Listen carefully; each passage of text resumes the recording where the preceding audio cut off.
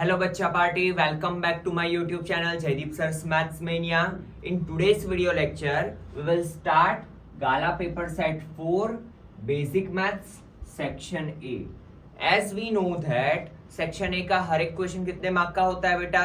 1 mark of each question and total 24 questions are there. तो चलिए start करते हैं आज का सेक्शन A.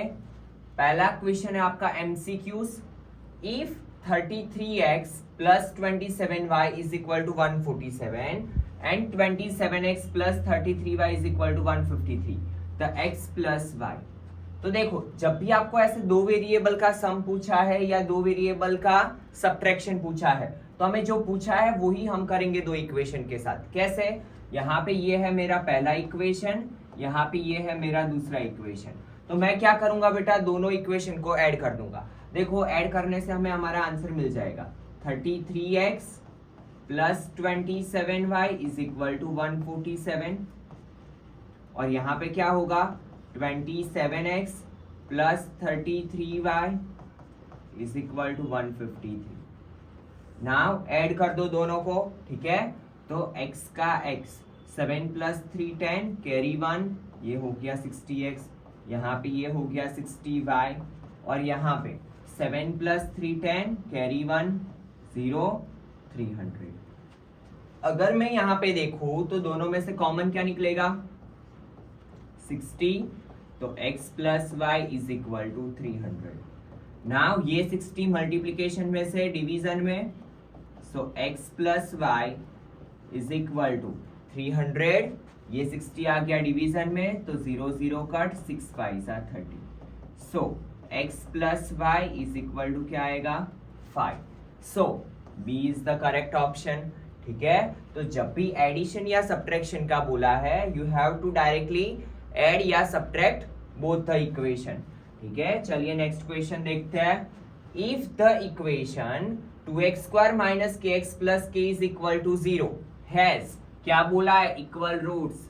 जब भी बात आए रूट्स की तो चैप्टर 4 याद आना चाहिए. और इक्वल रूट्स का मतलब होता है, कंडीशन कौन सी होती है, डिस्क्रिमिनेंट इज इक्वल टू 0. तो बस ये इक्वेशन अप्लाई करने से क्या हो जाएगा, हमें हमारा जो आंसर चाहिए वो मिल जाएगा. ठीक है. तो यहां पे देखो, as roots are equal,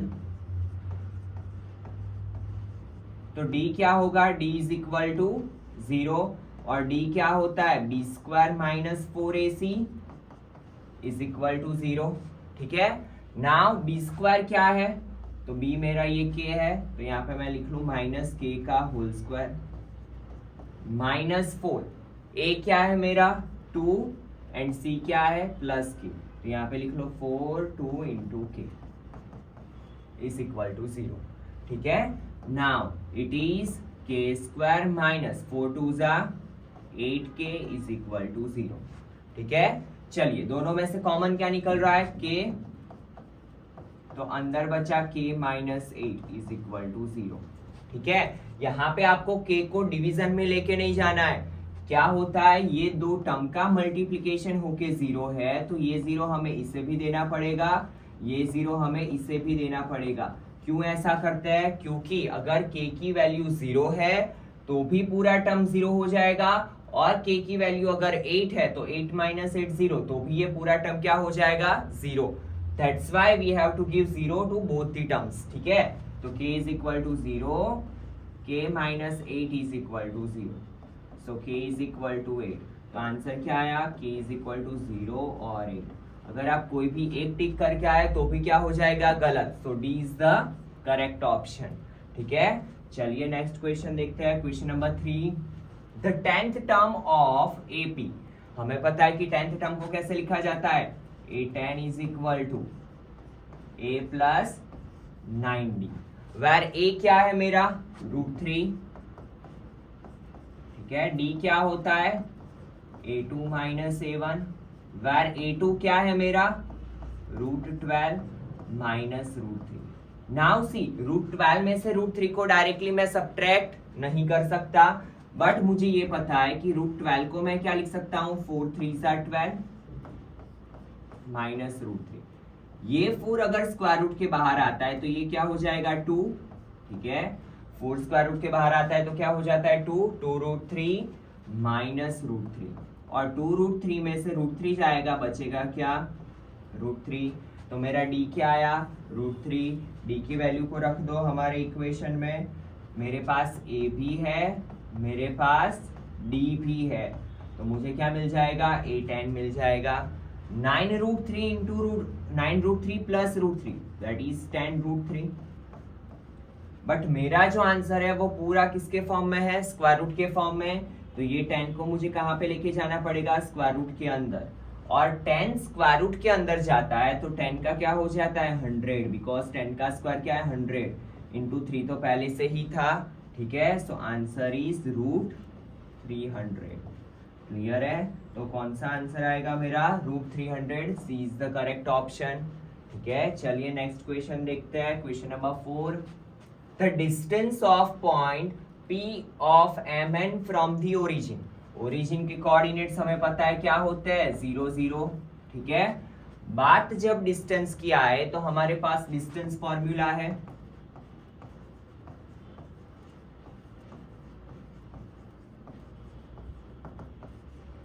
that is x1 minus x2, it is x1 y1, it is x2 y2।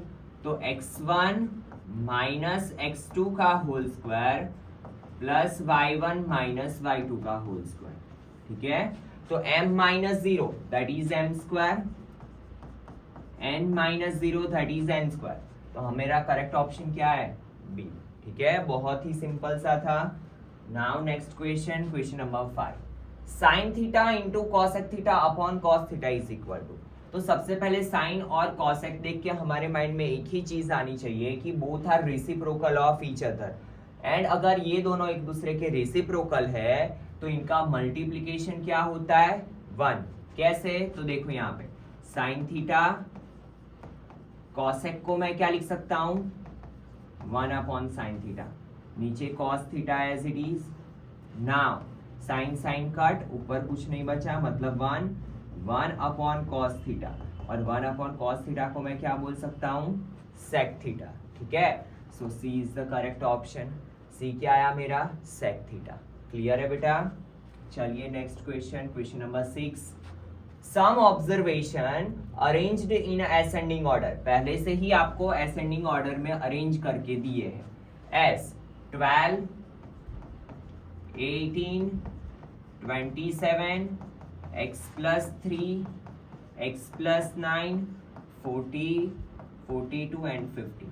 if the median of the data is 35, median भी आपको पहले से ही दिया है 35, then x is equal to blank, we have to find the value of x। तो सबसे पहले जब भी अनक्लासिफाइड डेटा, ये डेटा जो है वो क्या है अनक्लासिफाइड डेटा, अनक्लासिफाइड डेटा में मीडियन की बात बोले तो सबसे पहले हमें ऑब्जर्वेशंस काउंट करने पड़ेंगे कि कितने ऑब्जर्वेशंस दिए हैं हम, ठीक है। तो 1 2 3 4 5 6 7 8, ऑब्जर्वेशन क्या है 8, that means n is equal to दिया है आपको 8।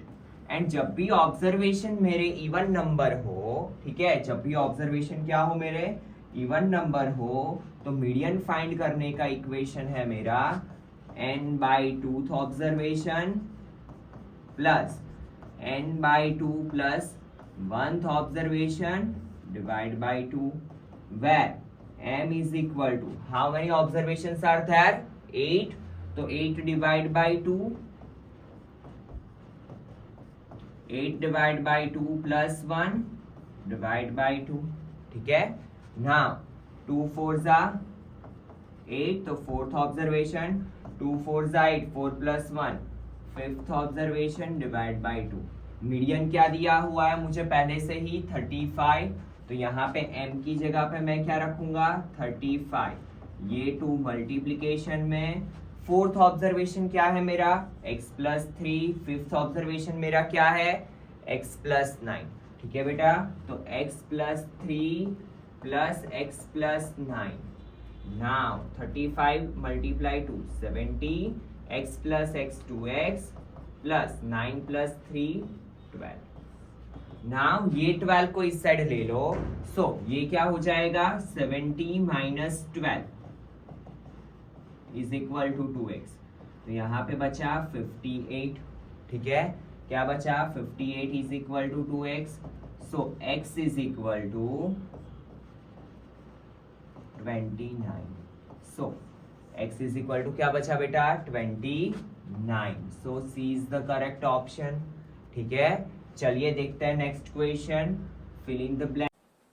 चलिए क्या है पहला क्वेश्चन, एलसीएम ऑफ 220 एंड 60। तो 220 को फैक्टराइज करते हैं हम और 60 को। तो 2 1 जा 2 5 जा 10 55 5 11 जा 11 1 जा। यहाँ पे 2 30 जा 2 15 जा 3 5 जा 5 1 जा, ठीक है। नाउ 220 को कैसे लिखेंगे, 2 का स्क्वायर मल्टीप्लाई 5 मल्टीप्लाई 11, और 60 को कैसे लिखेंगे हम, 2 का स्क्वायर मल्टीप्लाई 3 मल्टीप्लाई 5। नाउ जब भी बात करें हम एलसीएम की, ठीक है, तो एलसीएम में क्या होता है, लिस्ट कॉमन मल्टीपल। तो सबसे पहले देखो दोनों में 2 कॉमन है, दोनों में सेम पावर है, तो 2 रेज टू 2 लिख लो। फिर यहाँ पे 5 रेज टू 1 5 रेज टू 1, तो 5 रेज टू 1 लिख लो। बाकी क्या बचा 3 एंड 11 दोनों को लिख लो। तो देखो 2 का स्क्वायर 4 4 मल्टीप्लाई 5 मल्टीप्लाई 3 मल्टीप्लाई 11, 4 5 जा 20 23 जा 60 60 multiply 11 that is 660। So 660 is the correct option, ठीक है। चलिए नेक्स्ट क्वेश्चन देखते हैं, question number 8, the sum of zero of the polynomial. तो सम ऑफ जीरो का इक्वेशन हमें पता है कि alpha plus beta is equal to क्या होता है, माइनस बी अपॉन ए। तो minus as it is, B क्या है बेटा मेरा 2, ए क्या है मेरा कुछ नहीं है तो 1, सो इट इज -2, ठीक है। So -2 is the correct option. चलिए नेक्स्ट क्वेश्चन देखते हैं, question number 9, in the experiment of rolling a balance die once. Die को कितनी बार रोल कर रहा हूं मैं, 1 टाइम। तो टोटल नंबर ऑफ ऑब्जर्वेशंस क्या होंगे, या टोटल नंबर ऑफ आउटकम, अगर मैं एक बार टॉस कर रहा हूं तो 6 raise to n that is 6 raise to 1, क्या हुआ 6। The probability of receiving a multiple of 3। हमें क्या पूछा है कि 3 के मल्टीपल आने की प्रोबेबिलिटी। तो हमें पता है नीचे तो टोटल आउटकम 6 आएंगे, 3 के मल्टीपल 1 to 6 में कितने होते हैं, 2 विचार थे, एक तो 3 1 जा 3 3 2 जा 6। तो अगर डाई पे आया 3 या डाई पे आया 6, तो मैं क्या बोल सकता हूं कि मेरे पास 3 के मल्टीपल्स आए, ठीक है। तो कितनी प्रोबेबिलिटी है, 2/6 2 3 जा, so 1/3 is the correct option. क्या आएगा, P of A is equal to 1/3, ठीक है। चलिए देखते हैं next question, question number 10, 2 10 30 upon 1 plus 10 square 30। बहुत ही इजी सा क्वेश्चन है। What we have to do, just put the value. 10 30 की वैल्यू क्या है बेटा, 1 अपॉन √3। सेम चीज यहाँ पे 1 प्लस 1 अपॉन √3 का whole square. Now what we have to do, just simplification, 2 1 जा 2 upon √3। Now 1 as it is plus 1 का स्क्वायर क्या होगा, 1 √3 का square 3, because square square root cut, ठीक है। नाउ ये 3 कहाँ पे जाएगा, एलसीएम में, ठीक है। सो 2 अपॉन √3 डिवाइड बाय 3 1 जा 3 प्लस 1 4 डिवाइड बाय 3, एलसीएम लिया, ठीक है। नाउ डिनोमिनेटर का डिनोमिनेटर कहाँ पे जाता है, न्यूमरेटर में। तो इसे कैसे लिखा जाता है, 2 अपॉन √3 मल्टीप्लाई 3/4। ये आप अपने स्मॉलर स्टैंडर्ड में पढ़ चुके हो, ठीक है। चलिए 3 को क्या लिख सकता हूं मैं, √3 इंटू √3, तो एक √3 कट, 2 2 जा 4, सो आंसर इज √3/2। क्या आएगा बेटा आंसर, √3/2, ठीक है। सो √3/2 इज द करेक्ट ऑप्शन। चलिए देखते हैं next question, question number 11। Point P lie on exterior of a circle. सबसे पहले जो बोला है उसके अकॉर्डिंग फिगर ड्रॉ करेंगे। एक पॉइंट P है जो सर्कल के बाहर लाई कर रहा है, and to tangents from P touch the circle. P में से दो टेंजेंट्स निकल रहे हैं और वो सर्कल को टच कर रहा है। कौन कौन से पॉइंट पे?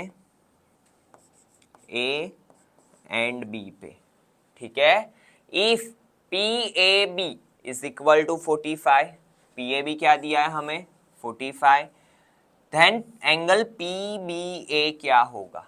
ठीक है, चलो तो यहाँ पे हमें पूछा है, चलो ये हम सेंटर A मान लेते हैं, ठीक है। यहाँ पे इसे ऐसे ज्वाइन कर लो। तो हमें यहाँ पे क्या पूछा है? PAB इज 45, तो PBA हमें फाइंड करना है। तो यहाँ पे हम किसे याद करेंगे? स्टैंडर्ड नाइन्थ को। कैसे? सबसे पहले हमें थियरम 10.2 के अकॉर्डिंग ये पता है कि अगर सर्कल के बाहर का कोई पॉइंट हो और अगर हम उसमें से दो टेंजेंट्स ड्रॉ करते हैं तो दोनों की लेंथ क्या होती है? इक्वल। दैट मीन्स क्या होगा? PA is equal to PB according to theorem 10.2. Now we know that if in a triangle two sides are equal, ठीक है, if in a triangle two sides are equal then their opposite angles are equal. तो मैं क्या बोल सकता हूँ? Angle PBA is equal to angle PAB because opposite angle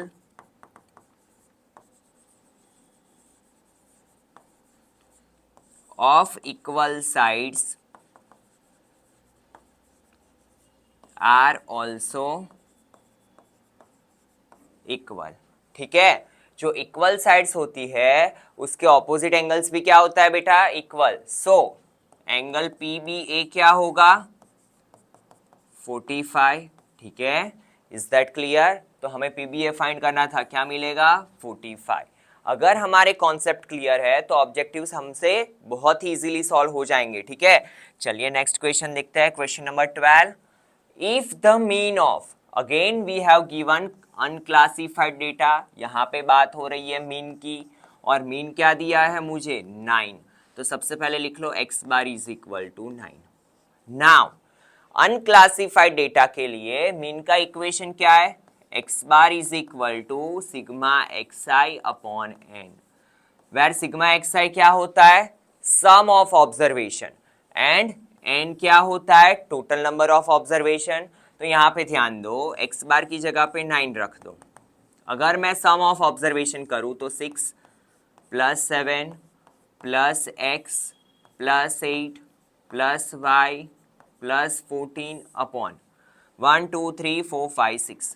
how many observation are there बेटा? 6 observation, ठीक है। चलिए तो हमें पता है ये डिवीजन में से कहाँ पे जाएगा?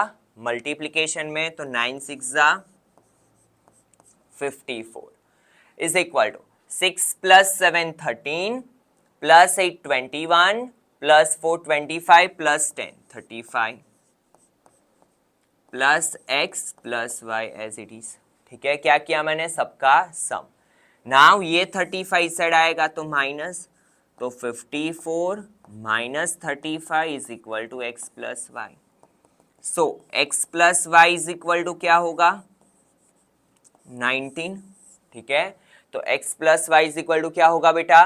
19। सो ये करेक्ट आंसर है। क्लियर है बेटा सबको? चलिए नेक्स्ट क्वेश्चन देखते हैं, question number 13।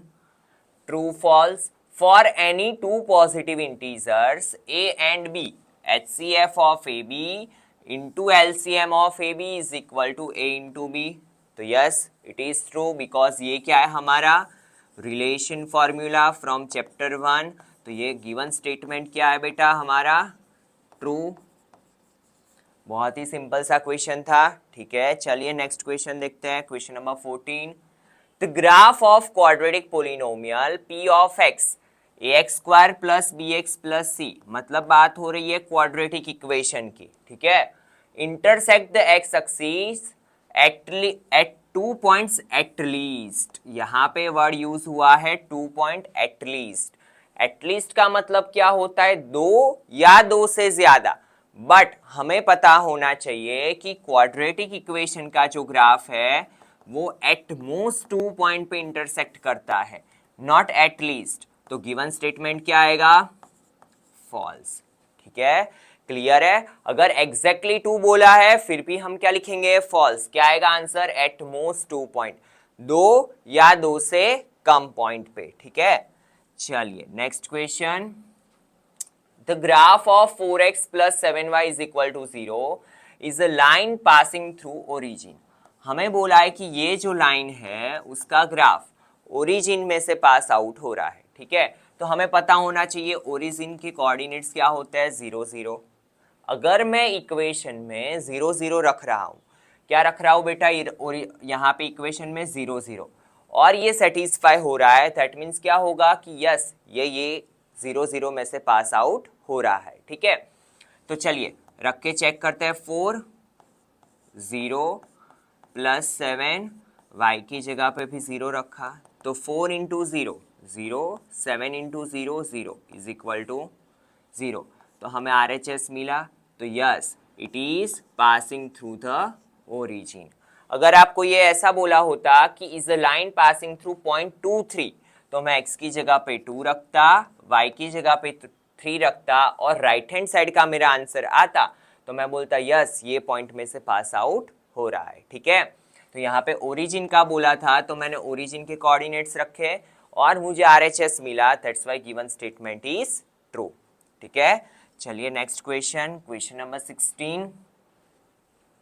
A number is selected at random from the single digit natural number। तो हमें पता होना चाहिए कि सिंगल डिजिट के नेचुरल नंबर कहाँ से स्टार्ट होता है? 1 2 3 4 5 6 7 8 9 इतने हैं। The probability of that number being even is 1/2।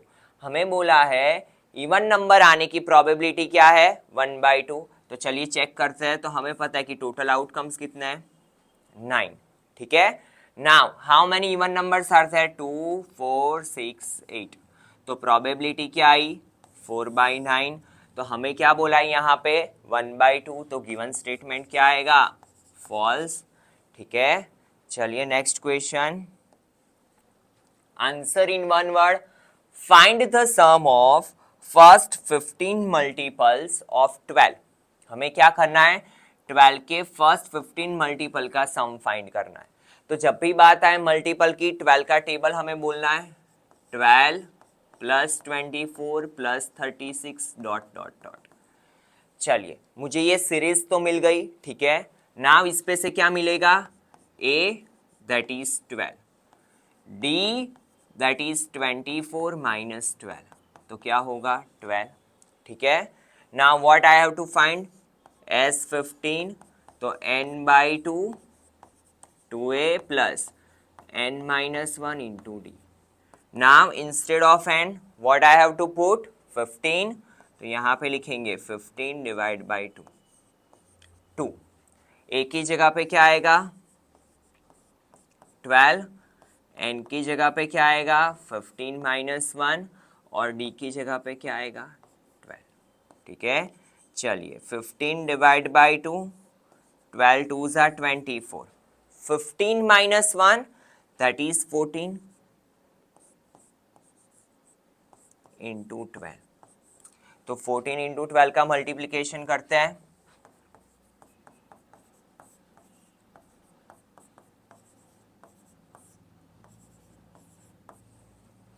168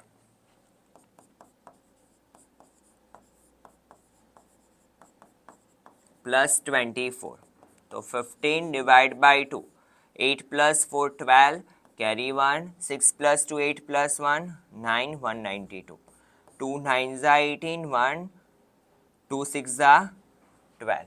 ठीक है, चलिए तो 96 मल्टीप्लाई 15। ठीक है, 0 6 1 ज़ा 6, 9 1 ज़ा 9, 5 6 ज़ा 30, कैरी 3, 5 9 ज़ा 45 प्लस 3 48, 6 प्लस 8 14, 9 प्लस 1 10 प्लस 14, 1440। तो क्या होगा बेटा? Sum of multiples of first 15 terms of 12 is 1440। ठीक है, चलिए नेक्स्ट क्वेश्चन, क्वेश्चन नंबर 18।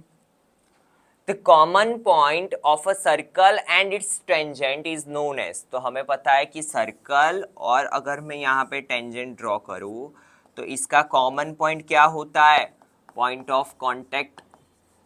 क्या बोलेंगे, जहां पे टेंजेंट सर्कल को कांटेक्ट करता है वो पॉइंट को हम बोलते हैं पॉइंट ऑफ कांटेक्ट। ठीक है, चलिए next question. If P of A ratio P of A bar, P of A ratio P of A bar is equal to 8/7। Find P of A bar. जब भी ratio में दिया है तो चलिए इसके लिए एक ट्रिक है, क्या करना है आपको, P of A बार लिख लेना है। P of A बार का पार्ट कितना है, 7। ठीक है, नीचे क्या लिखना है, दोनों का एडिशन 8 + 7 15। क्लियर है, तो P of A bar is equal to 7/15। और अगर P of A पूछा होता तो हम क्या लिखते, 8/15। ठीक है, तो बहुत ही सिंपल सी चीज है। Now question number 20, for a given data if z is equal to 15, x bar is equal to 15, then find m। तो हमारे पास एक रिलेशन है that relate mode, median and mean. कौन सा है, z is equal to 3m minus 2x bar.